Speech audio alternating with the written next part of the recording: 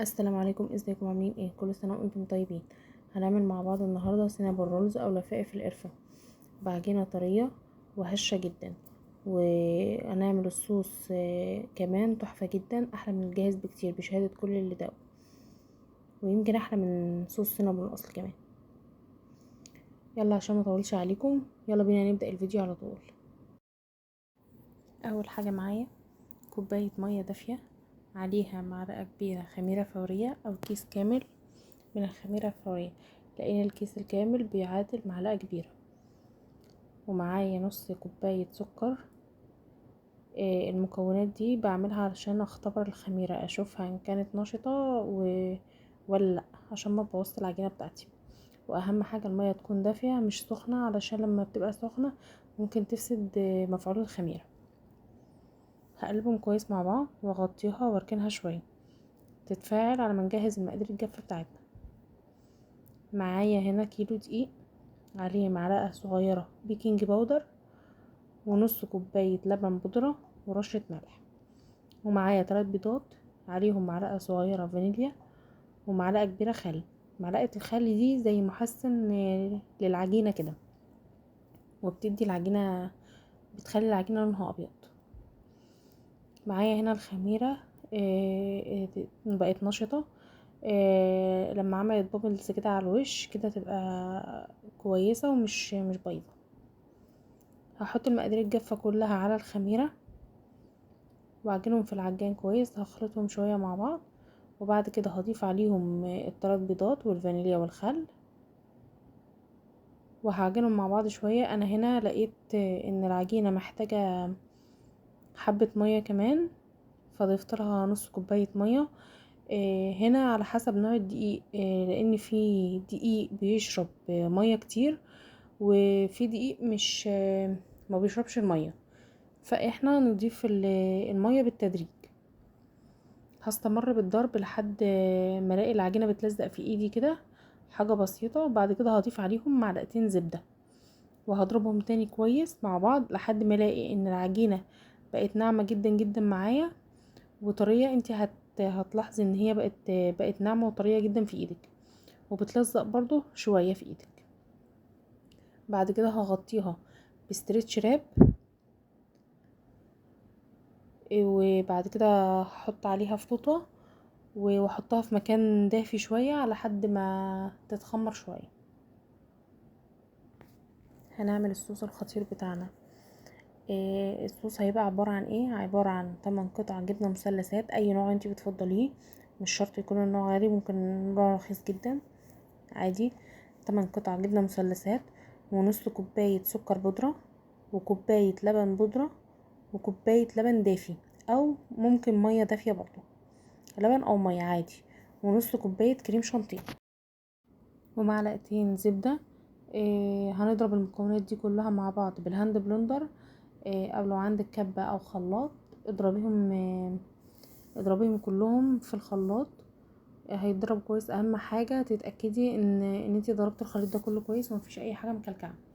هناخد الخليط ده وهنغطيه وهنحطه في التلاجة يسقع شوية، علشان خاطر الكريم شانتيه اللي احنا حاطينه فيه. وبعد كده معايا هنا الخميرة، اللهم بارك، كانت خمرت جدا، لان طبعا الجو حر فما اخدتش وقت جامد، تقريبا كان 10 دقايق او ربع ساعة وكانت خمرت معايا. هفرد هنا على الرخامة دقيق قبل ما افرد العجينة. فردت دقيق على الرخامة، وهجيب العجينة واحطها على الرخامة فوق الدقيق، وبرضه هجيب حبة دقيق وافردهم على العجينة من فوق قبل ما افردها بالنشابة، لان طبعا العجينة بتلزق حبة معايا. لو جيت عملتها بالنشابة من غير دقيق هتلزق في النشابة وايه، وهتبوظ معايا. ونحاول بقدر الامكان تحاولي تخلي العجينة مستطيلة، علشان لما نيجي نلفها رول. هي هنا الكاميرا كانت جايه بزاوية كده. بعد ما فردناها هسيح معلقتين زبدة وادهنها على الوش من فوق زي ما واضح قدامكم كده. وبعد كده هحط الحشو بتاعنا كان عبارة عن معلقتين سكر ومعلقتين كاكاو ومعلقتين قرفة. لو مش حابة القرفة تبقى كتيرة او مش حابة الكاكاو يبقى كتير حطي معلقة ومعلقة. وبعد كده لفيت العجينة رول وقفلتها كويس من تحت، قفلت العجين مع بعض كويس من تحت. وبعد كده قطعتها بالسكينة. لو انت مش هتعرفي تقطعي بالسكينة ممكن لو عندك خيط تخين قطعيه بيها. وبعد كده جبت صينية برضو مدهونة زبدة، عاملة الصينية من تحت مسحها برضو بزبدة. وبعد كده حطيت السينابون في الصينية، وبرضو هسيبهم على جنب يخمروا شوية. احنا هنا بنخمر العجينة للمرة التانية، لان طبعا احنا فردناها بعد ما خمرت ورجعنا تاني لفيناها رول وسيبناها تخمر تاني شوية. هي هنا شكلها بعد ما خمرت. هنا هدخلها الفرن على درجة حرارة عالية حوالي 200 او 220، وفرن سابق التسخين. هنا طلعت الصوص بتاعي من التلاجة كان ساقع، وهضربه بقى في العجان، او لو عندك عجان او مضرب كهربائي اضربيه بيها.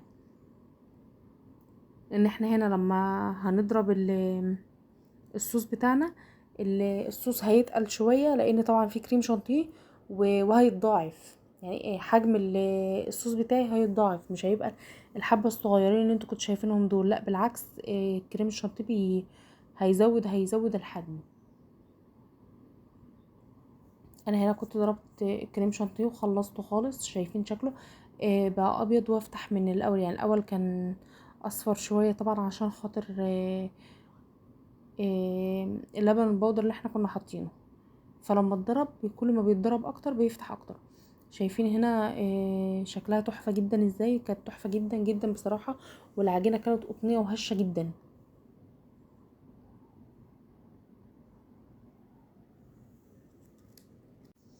هضيف الصوص عليه وهو سخن كده، وهضيف صوص الكراميل. انا كان عندي صوص الكراميل كان جاهز.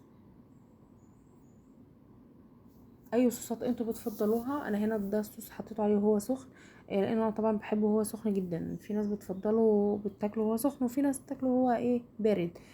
انا هنا ضفت بقى صوص الكراميل عليه، وبعدين هضيف نوتيلا كنت مسيحاها على معلقه زيت. وده شكله بعد ما خلص. اتمنى يعجبكم، ما تنسوش تجربوه وتقولوا لي رايكم ايه.